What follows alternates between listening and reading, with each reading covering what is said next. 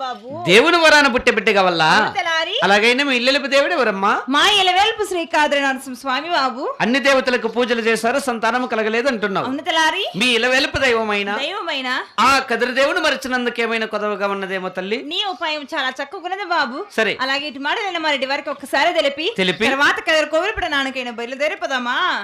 ఎక్కడన్నా పోవాలంటే ఇంట్లో చెప్పేసి పాల్లా. అవును బాబు. ఆహా, ఏం పద్ధతి కలిగిన వాళ్ళమ్మా కదా.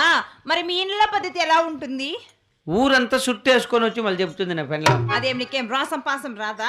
ఏమన్నా మాట్లాడితే గలాట్లు ఎక్కువ మాట్లాడకూడదు. ఓహో, ఛార్జీలు ఫ్రీ, ఎక్కడ వెళ్ళిపోయినా వెళ్ళిపోయా. మళ్ళీ తారాడాలంటే ఒక వారం పడుతుంది.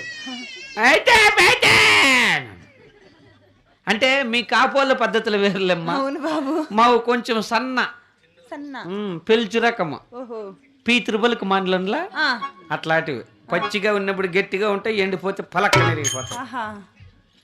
ఎవరూరు పద్ధతులు వాళ్ళు అంతేలేనైనా బాధపడద్దు. సరే బాబు, ఎవరెవరు పద్ధతులు వాళ్ళవులే. సరేలే, నువ్వు బాధపడద్దు. ఆ మాట అంటేనే బాధ అయిపోతుంది, అనుకున్నప్పుడు బాగానే ఉంటుంది. ఓహో సరే బాబు. అలాగే ఎక్కడున్నారు బాబు మా రెడ్డివారు? రెడ్డివారు కొలువు సావుల్లో కొలువు తీరి ఉన్నాడమ్మా. అలాగే కొలువు సావుడికైనా బయలుదేరిపోదామా? సరేనమ్మా. పోదాము